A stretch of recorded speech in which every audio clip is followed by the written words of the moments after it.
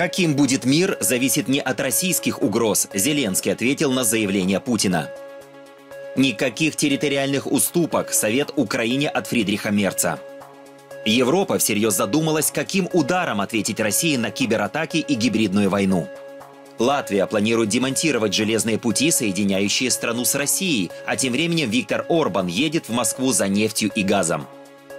Италия выдала Германии украинца, подозреваемого в подрыве северных потоков. Подозреваемый в расстреле гвардейцев у Белого дома работал на ЦРУ. Какими были мотивы? Ответ ищет ФБР. Япония между двух огней. Китай угрожает за Тайвань, Россия за размещение ракет на островах. 1700 лет Никейскому собору. Папа Лев XIV прибыл в Турцию. Здравствуйте! Каждый день мы рассказываем о главном. Подписывайтесь на канал «Один день», чтобы ничего не пропустить. С вами я, Андрей Данилевич.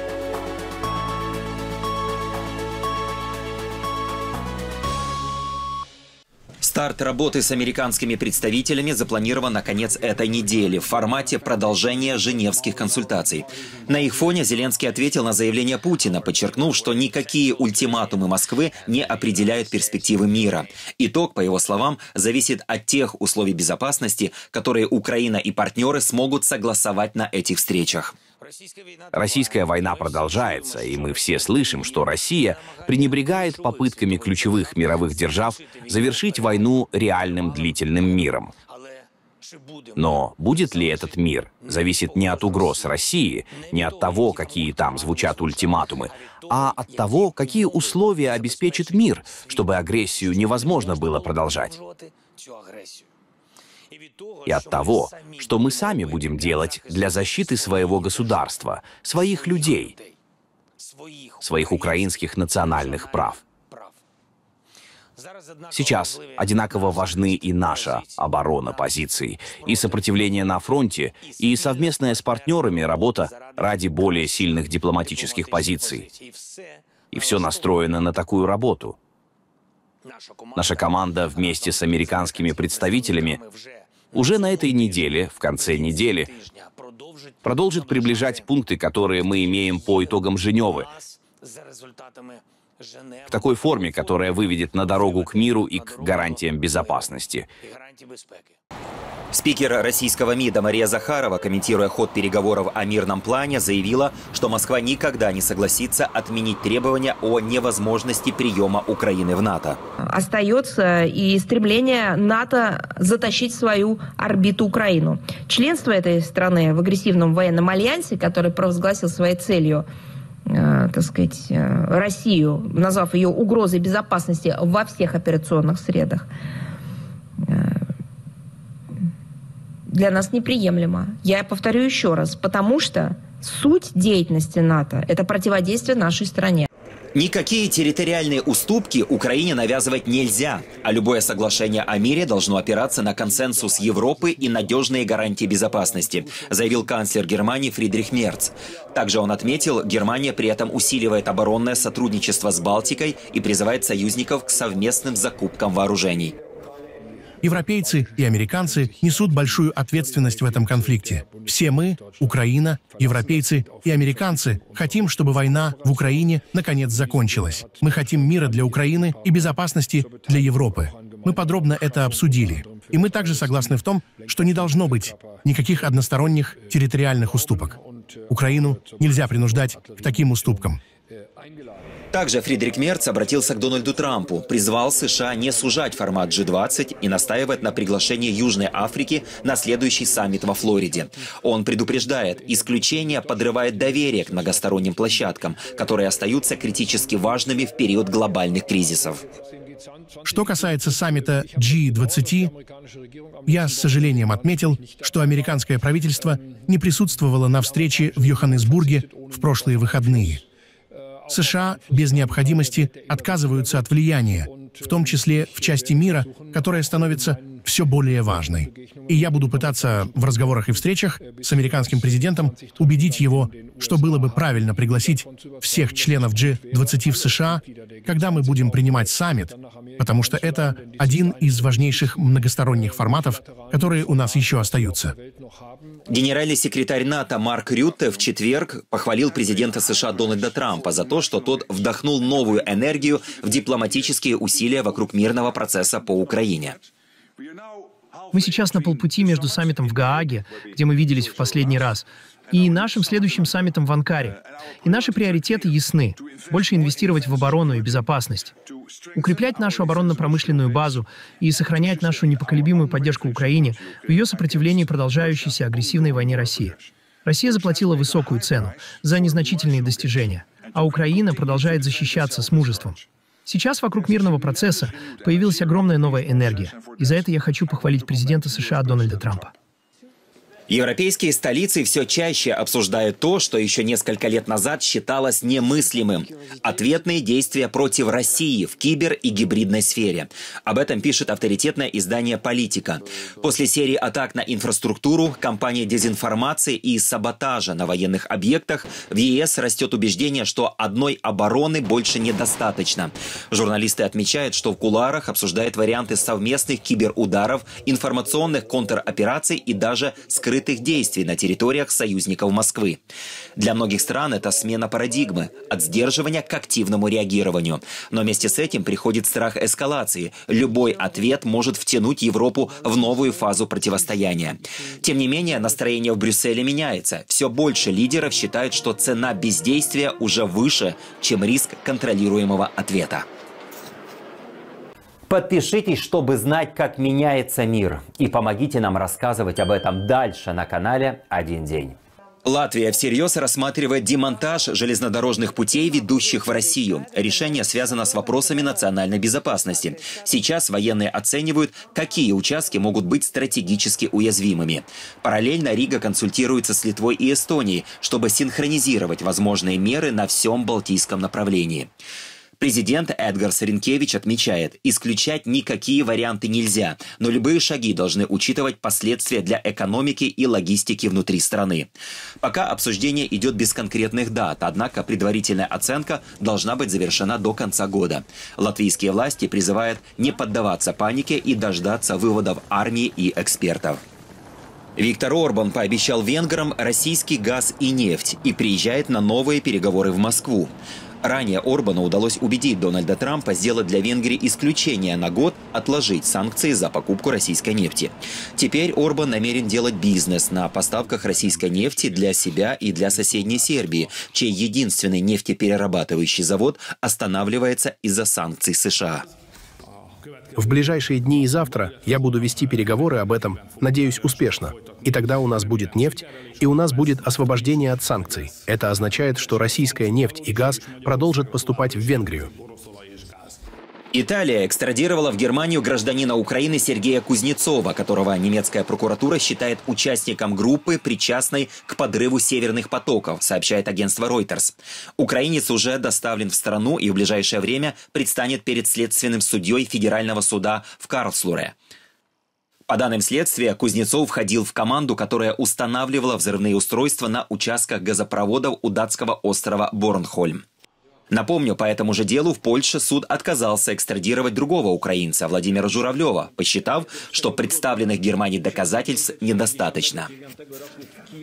Оба раненых в центре Вашингтона нацгвардейца остаются в критическом состоянии. Тем временем ФБР провело обыски в местах, где жил подозреваемый в стрельбе 29-летний гражданин Афганистана Рахманулла Лаканвал. Предполагается, что он устроил засаду на 2 гвардейцев-новобранцев. Еще в Афганистане Лаканвал сотрудничал с американскими военными, в США с подразделениями ЦРУ. Что стало причиной нападения, пока не объясняется. Совместно с прокуратурой округа Колумбия мы также провели множество обысков по всей стране, включая последнее известное место проживания подозреваемого в штате Вашингтон. Обыск этого дома был проведен прошлой ночью или ранним утром, и процесс продолжается.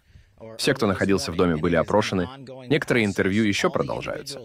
Мы не остановимся, пока не опросим каждого, кто связан с подозреваемым, с домом и с любой частью его жизни. Я также говорил прошлой ночью с директором ЦРУ Джоном Рэдклиффом и военным секретарем Питом Хексетом. Сейчас подтверждено, что подозреваемый имел связи в Афганистане с партнерскими силами. Мы полностью расследуем и этот аспект его биографии, включая всех известных нам его контактов, как за рубежом, так и здесь, в Соединенных Штатах Америки. Новый виток дипломатического скандала между Китаем и Японией. Пекин все так же требует от премьер-министра Японии Санэ Такаичи отказаться от своих заявлений о том, что гипотетическая китайская атака на Тайвань может вызвать военные действия Японии. На этот раз резкое заявление сделали в китайском министерстве обороны. Вместо того, чтобы глубоко осмыслить свои серьезные преступления агрессии и колонизации Тайваня, Япония, вопреки осуждению со стороны всего мира, самонадеянно пытается осуществить военное вмешательство в Тайваньский пролив, подорвать послевоенный международный порядок и повторить ошибки милитаризма. Народно-освободительная армия Китая обладает мощными возможностями и надежными средствами для того, чтобы разбить любого вторгшегося врага. Если японская сторона осмелится переступить черту хотя бы на полшага и сама навлечет на себя неприятности, то неизбежно заплатит болезненную цену. Такаичи и по сей день остается без раскаяния и продолжает наносить ущерб духу 4 политических документов между Китаем и Японией, которые формируют политическую основу китайско-японских отношений, а также игнорирует авторитет ООН. Она открыто бросает вызов послевоенному международному порядку и основным нормам международного права и даже тщетно пытается раздувать так называемую теорию о неопределенности статуса Тайваня, усугубляя ошибку. Премьер-министр Японии Санэ Такаичи накануне поговорила с президентом США Дональдом Трампом. Это был их первый разговор с начала скандала между Пекином и Токио. По словам Такаичи, Трамп объяснил ей текущее состояние американо-китайских отношений, включая содержание его телефонного разговора с председателем КНР Си Цзиньпином в понедельник. Япония всегда была открыта конструктивному диалогу с Китаем. Поэтому моя ответственность — максимально обеспечить наши национальные интересы и выстроить еще более хорошие всесторонние отношения с Китаем через диалог, начиная с настоящего момента. Не только Китай, но и Россия теперь напрямую предупреждает Япония. В МИД в Москве заявляет, что готова жестко ответить на размещение японских ракет у берегов Тайваня, называя это частью американской милитаризации региона. Что касается упомянутых вами островов, а именно Окинавы, то по нашим наблюдениям Япония, опять же, под диктовку Вашингтона последовательно превращает эти земли в плацдарм, накачивая его вооружениями, обладающими не только оборонительными, но и наступательными потенциалом. Такие меры военного характера еще более накаляют ситуацию в области региональной безопасности и несут в себе серьезные риски для соседних государств. Мы оставляем за собой право жестко реагировать на реализацию конкретных планов Японии в указанной сфере. В Кыргызстане в воскресенье 30 ноября пройдут досрочные парламентские выборы. Их перенесли с 2026 года. Формально власти объясняют решение тем, что президентские и парламентские выборы почти одновременно стали бы слишком дорогими для страны. Но аналитики считают, что досрочное голосование призвано укрепить власть президента Садыра Жапарова. ЦИК зарегистрировал почти 200 кандидатов. Голосовать могут более 4 миллионов граждан. Ожидается, что провластная партия Атажурт Кыргызстан возьмет большинство из 90 мест. Сам Жапаров, пришедший к власти после протестов 2020 года, уже выигрывал досрочные выборы, президентские в 2021. Проходит саммит ОДКБ, Организации договора о коллективной безопасности, которая объединяет 6 постсоветских стран, включая Россию, Беларусь, Кыргызстан, Казахстан, Таджикистан и Армению. Саммит начался с заявления Владимира Путина, который предложил перевооружить национальные контингенты коллективных сил ОДКБ современным российским оружием, как он выразился, доказавшим свою эффективность в реальных боевых действиях. Основные усилия сосредоточим на повышении боеспособности национальных контингентов и совершенствование управления коллективными силами. Предлагаем запустить масштабную программу оснащения коллективных сил современными образцами российских вооружений и техники, доказавшими свою эффективность в ходе реальных военных действий. Путин предложил начать широкомасштабную программу перевооружения в 2026 году, в период российского председательства в ОДКБ. Армения воздержалась от участия в саммите ОДКБ в Бишкеке, поскольку Ереван заморозил отношения с организацией на основании того, что союзники не поддержали Армению в войне с Азербайджаном. Один день – это не просто новости, это жизнь вокруг нас. Поддержите подпиской и спонсорством тех, кто говорит о главном. После запуска «Союза МС-28» на Байконуре сломалась стартовая площадка. Единственный рабочий элемент, необходимый для пилотируемых пусков. Эксперты предупреждают, Россия фактически потеряла возможность отправлять людей на МКС. Ближайшие миссии откладываются на неопределенный срок. Роскосмос инцидент не комментирует, но сообщает об успешной отправке 2 российских и американского космонавтов. После 2 витков вокруг Земли корабль автоматически пристыкуется к модулю «Рассвет». На станции экипаж проведет 8 месяцев, а возвращение намечено на июль 2026 года. Верховный суд России объявил американскую дочку ФБК, Фонд борьбы с коррупцией, связанную с командой Алексея Навального, террористической организацией и запретил ее деятельность в стране. Суд заявил, что структура якобы поддерживает терроризм. Этот фонд был создан за рубежом после запрета ФБК в России и занимался сбором пожертвований, выпуском расследований о коррупции российских чиновников, международными компаниями и юридической поддержкой соратников Навального. В самой организации решение назвали политически мотивированным, а новый статус означает уголовные риски для всех, кто когда-либо взаимодействовал с фондом, от активистов до донаторов. Императорское зимнее яйцо Фаберже снова выходит на торги Кристис и может обновить ценовой рекорд в 3-й раз. Созданное в 1913 году по заказу Николая II для Марии Федоровны, яйцо вырезано из горного хрусталя, украшено платиной и более чем 4000 бриллиантов. Ранее Кристис продавал его дважды. В 1994 году установил мировой рекорд и в 2002, когда лот ушел за $9,6 миллиона. Сейчас оценка более 20 миллионов фунтов, то есть около $26 миллионов.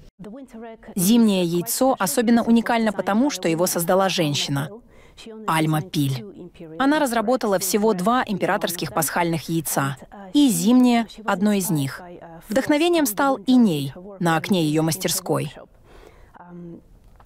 По легенде, однажды зимним утром она посмотрела в окно и увидела узор из инея, который подсказал ей мотив снежинки. Она создала целую серию украшений в этом стиле. Но зимнее яйцо — вершина ее творчества. Папа Лев прибыл в Стамбул после встреч в Анкаре и продолжит визит молитвой в Изнике, городе, где 1700 лет назад прошел Первый Вселенский собор. В своей первой зарубежной речи новый понтифик предупредил, мир переживает фрагментированную Третью мировую, а конфликты множатся из-за амбиций, попирающих справедливость и мир. После переговоров с Эрдоганом он заявил, что глобальная напряженность растет, подпитываемая борьбой за экономическое и военное превосходство. Спасибо, что были с нами. Подписывайтесь на канал «Один день» и не пропустите главного.